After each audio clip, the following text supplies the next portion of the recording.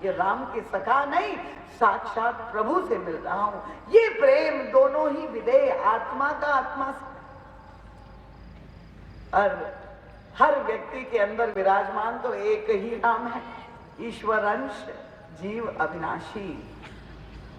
और तब भरत जी महाराज ने जो प्रश्न किया उस समय, फिर से कुशलता का प्रभु ने तो पूछा था, वो स्वामी तुलसीदास जी ने कहा, जो उत्तर दिया उसे श्री राम की उपलब्धि आप देखिए। उनका महाराज परिचय कब का पूछ रहे, जैसे हमारे पीला राम जी और राम राजेश जी नित्य प्रति सुनाते हैं पहले का परिचय, और परम पूज्य महाराज श्री के साहित्य का आश्रय लेने के बाद हमारा जो परिचय है वही केवल अपना परिचय दे रहा है। महाराज आप कब की पूछ रहे, अगर पहले का परिचय पूछ रहे तो मैं बता दूं, और शब्द वही प्रयोग किया, कपटी, कायर, कुमति, कुजाती। मैं तो कायर था और सारा संसार कह रहा था ये पापी है, अस्पृश्य है, नीच जाति में जिसने जन्म लिया। मैं कुजाती, कुमति, तो वो कायरता आज उनका ये पहले का परिचय। पर आज का परिचय अगर आप पूछे, उन्होंने पुराना परिचय और नया परिचय क्या है, वर्तमान का परिचय, राम की नापन जब ही दे भयो भुवन भूषण। मुझसे बड़ा संसार का कोई नहीं व्यक्ति, मैं भुवन भूषण हो गया, सबसे बड़ा हो गया। राम जिसको स्वीकार कर ले या राम किंकर जिसको स्वीकार कर ले वो तो भुवन भूषण हो ही जाए।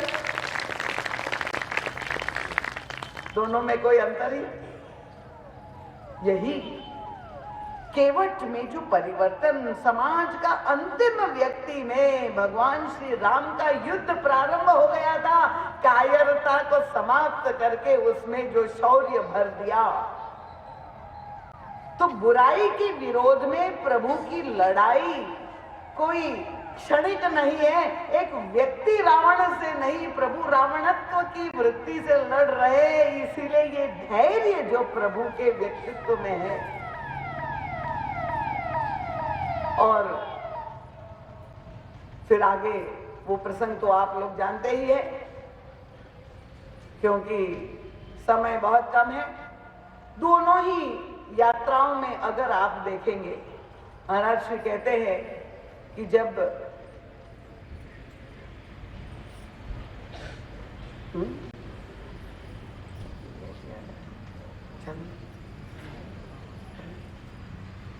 विश्वामित्र जी आए, उनकी भी समस्या थी। वन में रहकर ये महामुनि ब्रह्मर्षि पद प्राप्त करने के बाद विश्वामित्र जी अनुभव कर रहे थे कि जो राक्षस थे ताड़का, मारीच और सुबाहु, उन राक्षसों की समस्या का समाधान वे अपने सारे शौर्य के साथ, सारे पौरुष के साथ वे नहीं दे पा रहे थे। और तब मन में तो ब्रह्मज्ञ थे, ध्यान किया, उसका हरि बिनु मरई न निश्चर पापी, ईश्वर की आवश्यकता है।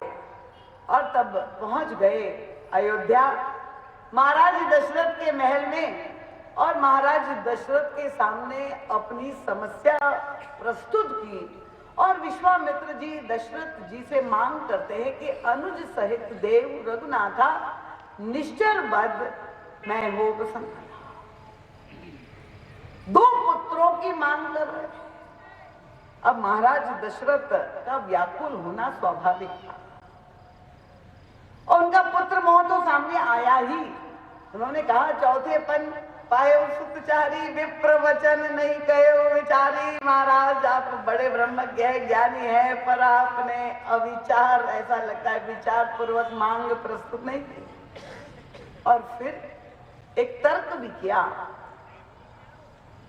क्या तर्क था? भाई राजनीति के जो सिद्धांत है उसका भी प्रयोग, क्योंकि वे राजा है महाराज दशरथ। उनका कि आपकी समस्या है ये वन में रहने वाले राक्षस, ये आतंकवादी, और उनका वध करना है तो उनका कह निश्चर, उनका स्वरूप क्या ऐसा है, या आतंकवादी कैसे है, उनका कह निश्चर अति घोर कठोर। इन भयानक राक्षसों की समस्या का समाधान करने के लिए आप मेरे 2 पुत्रों की मांग कर रहे हैं, पर आपने देखा मेरे पुत्र कैसे? उनका कहा निश्चल अति घोर कठोरा, कहा सुंदर सुत परम किशोरा। इतने सुकुमार, इतने कोमल मेरे राजकुमार मेरे पुत्र है, और ये इतने भयानक राक्षस है, तो क्या इतने सुकुमार मेरे पुत्र के द्वारा वो कठोर राक्षस का समाधान हो सकता है? तर्क किया। महाराज जी कहते ये तो नीति की बात कही, और बात तो युक्ति संगत लगती है, क्योंकि जब आपको राज्य चलाना है तो राजनीति का भी अवलंब, और भगवान श्री राम के लिए तो यही गोस्वामी जी ने कहा कि नीति प्रीति परमारथ स्वारथ को न राम समझाने। उनका प्रभु महाराज आपको समस्या है, मांगो भूमि धेनु धन कोशा सर्वस आज लेव सहरोष। आपको सेना देता हूं मैं, सैनिकों को ले जाइए और राक्षसों का वध कर दीजिए, पर मेरे 2 पुत्रों को आप जो मांग रहे हैं, आपकी मांग अनुचित है। और तब महाराज जी कहते हैं ये बड़ा महत्वपूर्ण प्रश्न है आज के संदर्भ में भी, जब हम लोग, क्योंकि इस कथा को हमें अपने जीवन से जोड़ना, जब ऐसी विषम परिस्थिति आती है, ऐसा विकट शत्रु सामने आता है, तो नीति विवेक, क्योंकि बुद्धि का प्रयोग करना है, तो ऐसे कठोर व्यक्ति के साथ अब नीति शास्त्र में राजा भरतेर ने जो नीति शतक लिखा है उसमें एक सूत्र मिलता है, और कहा भी यही जाता है, समझ में आने वाली बात है कि अगर कोई व्यक्ति बड़ा दुष्ट है तो बड़े दुष्ट व्यक्ति के साथ उनकी नीति में ही उनका जवाब अगर आप नहीं देंगे, कोई छल कपटी मायावी व्यक्ति है, उस ऐसे मायावी व्यक्ति के साथ अगर आप सज्जनता से पेश होंगे तो आपकी पराजय निश्चित है। यही तो माना जाता है, इसलिए कहा जाता ना सठे साठ्यम समाचरे। ऐसा बहुधा लोग ये वाक्य कहते हैं कि भाई दुष्ट के साथ तो दुष्टता के साथ ही प्रस्तुत होना है, उन्हीं की भाषा में उनको उत्तर देंगे, उन्हीं की नीति का प्रयोग करेंगे, दुष्ट के साथ दुष्टता तो ही ठीक। तो वही महाराज दशरथ का तर्क था। पर भगवान श्री राम का जो जीवन दर्शन है वो क्या है, ये समझने की बात है। और यही गुरु विश्वामित्र जी कितनी दूरगामी योजना है। अंत में एक ही पुत्र नहीं, उनका 2 पुत्र अनुज समेत, केवल श्री राम की याचना नहीं की है। महाराज विश्वामित्र जी ने कहा अनुज समेत देव रघुनाथा, 2 पुत्रों की याचना क्यों की? तब श्री राम के साथ लक्ष्मण जी को ही भेजा गया। जब जाने लगे अनुमति दे दी, गुरु वशिष्ठ ने समझाया, वो प्रसंग बड़ा भावपूर्ण है महाराज जी की, साहित्य आप अवश्य पढ़े, समय नहीं है अपने पास। अब दशरथ जी ने कहा कि अगर आप ले ही जा रहे मेरे पुत्र को तो उनका कम से कम रथ ले जाइए, अस्त्र शस्त्र ले जाइए, क्योंकि इतने भयानक राक्षस है। पर विश्वामित्र जी ने कहा नहीं, ना कोई कवच होगा, ना कोई रथ होगा, कुछ नहीं, जैसे मैं चल करके यहाँ आया हूं वैसे ही मेरे साथ चल करके जाएंगे। चक्रवर्ती सम्राट के पुत्र पैदल चल करके विश्वामित्र जी के साथ जा रहे, प्रभु की लीला है, ये हम जानते हैं। पर क्या तात्पर्य है, क्यों ऐसा प्रभु ने किया? महाराज जी कहते हैं कि देखिए, प्रभु चाहते तो वही सेना रथ सब ले जा सकते थे, पर ये प्रभु उत्तर देना चाहते थे। सठे साठ्यम समाचरे, बुरे की बुराई का जवाब बुराई से देना चाहिए। ये कई बार लोग ये भी कहते हैं कि भाई जब कोई व्यक्ति, हम सफल होना चाहते तो उनका ये व्यक्ति जो है बड़ा बुरा है, बेचारा सज्जन व्यक्ति मारा गया उसके सामने, और सफल होना है जीवन में तो बुरे बने बिना नहीं हो सकता है। कोई बुरे व्यक्ति को सफल होते हुए देखते हैं तो कहते हैं बस यही मार्ग है। और आजकल के नवयुवक तो विशेष रूप से, क्योंकि हमारी राष्ट्र की जो संस्कृति है इससे तो अवगत नहीं है, और उनको तो यही दिखाई देता है, ये भौतिक बहिरंग जो विकास जो दिखाई देता है उसी को लेकर के कहते कि देखिए ये व्यक्ति कोई गणित कर लिया, उसके पास इतना धन है, इतनी वस्तु है, घर है, मकान है, गाड़ी है, बड़ा सफल है। और वो अगर कोई बुरा व्यक्ति सफल हो जाता है तो तुरंत व्यक्ति उसका अनुकरण करते कि सफलता पाने का यही मार्ग है। पर भगवान श्री राम का जो जीवन दर्शन है, जो आदर्श उन्होंने रखा है, ये समझना इसलिए आज के संदर्भ में विशेष बात है। महाराज जी कहते हैं कि अगर दो बुरे व्यक्ति युद्ध करे, बुराई का प्रयोग, बुराई का सामना हम बुराई से करें, तो एक बुराई पराजित होगी और जो विजयी होगी वो भी बुराई ही होगी। तो नागनाथ और सापनाथ अगर दोनों लड़े, कहेंगे नागनाथ हार गए, सापनाथ जीत गए, बुराई की तो विजय हुई। अगर बुरे का जवाब बुराई से आप देंगे तो अंत में विजय तो बुराई की होगी। तो प्रभु ये बताना चाहते हैं कि इसीलिए रावण की जो विजय है, रावण के भक्त अगर बैठे हैं, फिर से मैं आपको प्रणाम करके क्षमा पहले ही मांग लूं। रावण का जीवन दर्शन और राम का जीवन दर्शन, जब हम सफलता की बात कह रहे, कौन से मार्ग से हम चले, तो जब हम राम राज्य की बात करते हैं, नहीं दरिद्र को दुखी न दीना, नहीं को अबुद्ध लक्षणहीना, वहां तो सब सुखी थे, संपन्न थे। दशरथ राज्य में भी सुख संपत्ति का बाहुल्य था। और रावण राज्य में क्या स्थिति थी, तो रावण को कोई साधारण शासक न समझिए। जब उनकी उपलब्धियों को देखते तो ऐसा लगता है कि संसार में शायद ही कोई ऐसा राष्ट्र हो। राष्ट्र था लंका का, रावण का। तो रावण सीता जी को पाना चाहता था, और सीता जी को पाने में अगर कोई पूछे, देखिए भौतिक रूप से तो यही लगता है, पाने में सफल हो गया। सीता जी किसके पास है, तो उनका लंका में रावण के पास है। तो बहिरंग रूप से अगर किसी व्यक्ति के पास कोई वस्तु है, वो वस्तु होने को क्या प्राप्ति कह सकते हैं क्या? सफलता प्राप्त कर ली। रावण सीता जी को पाने में सफल हो गया। अगर सीता जी लक्ष्मी स्वरूपा है, शक्ति स्वरूपा है, रावण पाने में सफल हो गया, और वो बुरा व्यक्ति था, किस मार्ग से उसने पाया आप जानते हैं? कि धनुष यज्ञ में गया था रावण, पर जब उसने देखा तो तुरंत ही वहां से पलायन हो गया कि बड़े से बड़े बाणासुर भी गया हुआ था, सारे महाभट गए थे, असफल हो गए। रावण चुपचाप वहां से निकल गया। और बाद में जब शूर्पणखा के द्वारा फिर से उनको उकसाया गया, तब रावण ने सीता जी को पाने के लिए जो मार्ग अपनाया, साधु वेश धारण किया और चोरी के मार्ग से अपहरण करके सीता जी को पाने में वो सफल हुआ। तो रावण का मार्ग और श्री राम का मार्ग, जब हम ये कहते हैं कि बुद्धि का गुण है धैर्य, तो ये धैर्य आएगा कैसे हमें? हमारी बुद्धि, क्योंकि जब हम रावण को ही आदर्श मानेंगे, रावण ने सीता जी को प्राप्त कर लिया, पर प्राप्ति किसको कहते हैं? पहले इसको तो हमें समझना पड़ेगा। बहिरंग रूप से किसी व्यक्ति के पास बहुत वस्तु दिखाई दे तो क्या हम कहेंगे होने मात्र को प्राप्ति कहेंगे?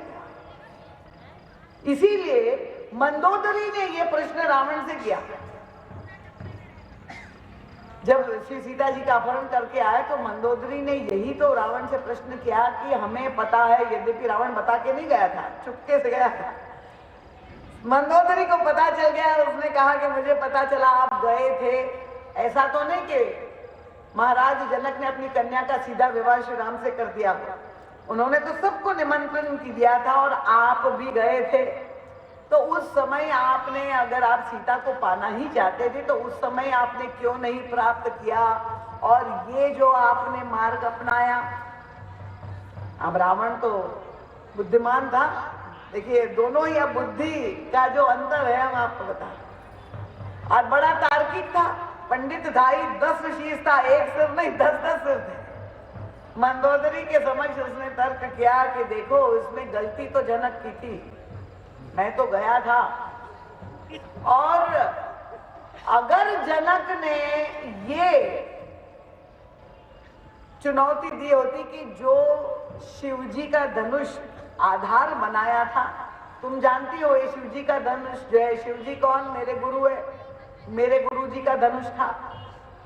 तो गलती जो जनक ने कर दी, अगर उसने ये कहा होता कि जो धनुष उठा लेगा उसे सीता मिलती, तब तो मैं तुरंत ही उठा लेता। मेरे लिए कहाँ कठिन था, बिल्कुल झूठ बोला था, क्योंकि उठाना क्या, वो तो खिसका भी नहीं पाया कोई भी। उसने कहा उठाना होता, मैंने तो पूरे जिस कैलाश पर्वत को अपने एक हाथ पे उठा लिया। उस समय शिवजी भी बैठे हुए थे और उस समय शिवजी का धनुष भी था, शिवजी का पूरा परिवार था। जब मैंने सबको उठा लिया तो धनुष उठाना कौन सा कठिन था। पर उसने जो चुनौती दे दी, उनका जो धनुष तोड़ेगा वो सीता जी को प्राप्त करेगा। और तुम जानती हो गुरुजी है, मेरे गुरुजी की वस्तु को तोड़ना पाप है। क्या मैं आदर्श शिष्य हूँ? क्या मेरे लिए उचित? इसीलिए मैंने नहीं किया। तो वही होता है कि व्यक्ति अधर्म करता है, अनीति करता है, असद मार्ग से चलता हुआ भी अपने बुरे से बुरे कर्म को एक अच्छा रूप देने का प्रयास करता है। साधु वेश धारण करके चोरी करने के लिए रावण जब जाता है, असद वेश। और इसलिए ये रावण जैसे लोगों के जीवन में जो उपलब्धियां हैं, और उन उपलब्धियों को देख करके हम लोग जो अपने जीवन में निराश हो जाते हैं, अवसादग्रस्त हो जाते हैं कि हम इतनी मेहनत कर रहे हैं, इतने पुरुषार्थ कर रहे हैं, चाहे आप विद्या पाना चाहते हैं, चाहे धन पाना चाहते हैं, चाहे लक्ष्मी पाना चाहते हैं। अगर आपको लगे कि हम सारा पुरुषार्थ करते हुए भी सफल नहीं है, सफलता का मार्ग तो वही मार्ग है, बुराई के मार्ग से ही सफलता प्राप्त होगी। तो अंगद ने इसीलिए ये चुनौती जो रावण को दे दी भरी सभा में, जब अंगद को दूत के रूप में प्रभु ने भेजा था। अब प्रभु ने कुछ कह के तो नहीं भेजा, क्या आवश्यकता थी? बड़ा निरर्थक लगता है। अंगद जाके रावण को चुनौती देता है, उनकी सभा में अपना पैर रोक देता है और रावण को कहते हैं, रावण तुम या तुम्हारे सभा का कोई भी सदस्य अगर मेरा पैर उठा देगा तो मैं प्रतिज्ञा करता हूं, फिर ही राम सीता में हरी, श्री राम लौट जाएंगे, मैं सीता को हार देता। आश्चर्य करते हैं। प्रभु ने तो ऐसा कहा नहीं था, ऐसा पढ़ा के भेजा नहीं था। क्या ये दुस्साहस नहीं लग रहा है? श्री सीता जी को दांव पे लगा दिया। आज भी जो कमजोर लोग के हृदय वाले लोग होते हैं वो तो महाराज जी से पूछा करते हैं, महाराज जी अगर वास्तव में अंगद का पैर उठ जाता तो क्या होता? फिर ही राम सीता में आ रहे। महाराज जी कह रहे अंगद को चिंता नहीं, डर नहीं लगा, तुम्हें काहे डर लग रहा? स्वभाव से ही भीरू। पर ये अंगद ने ऐसी जो चुनौती दी, उसके पीछे उसका उद्देश्य क्या था? वो हम लोगों को, पूरे समाज को ये संदेश देना चाहते कि अगर आप सफलता का मापदंड बहिरंग उपलब्धि को ही देंगे या कभी उसके भीतर, उसके हृदय में, उनके अंतरंग जीवन में झांक करके तो देखिए कि वस्तु उसके पास है, उस होने का मतलब उसके जीवन में उसका परिणाम है कि नहीं? क्या होने मात्र को प्राप्त कर लिया ये कहा जा सकता है क्या? महाराज जी दृष्टांत दिया करते थे, तब तो आप मार्ग में जा रहे हैं, अगर एक देखे सामान ढोने वाला बोझा अपने सिर पर कूली बोझा ढो रहा है और बहुत मूल्यवान, आजकल तो शॉपिंग मॉल की संस्कृति हो गई, शॉपिंग मॉल में से आपने खूब वस्तुएं क्रय करके आए लाखों रुपए की, इतना सामान आपको उठाने का सामर्थ्य नहीं, आपने कोई कुली और सारा सामान उसके सिर पर लाद दिया। अब वो आपके आगे चला जा रहा है, सामान उसके ऊपर है, अब वो कोई देखेगा कि अरे इसके पास इतनी वस्तु है, तो क्या उसने प्राप्त कर ली क्या वो लाखों रुपए की? वो तो ढो रहा है बेचारा, वो तो बोझा है, उसको तो और डर है कि कहीं गिर ना जाए, टूट ना जाए, नहीं तो जो कुछ पारिश्रमिक मिलना है वो भी चला जाएगा। तो होने को प्राप्त करना नहीं कहते हैं, और इसलिए प्राप्ति कैसे कहते हैं?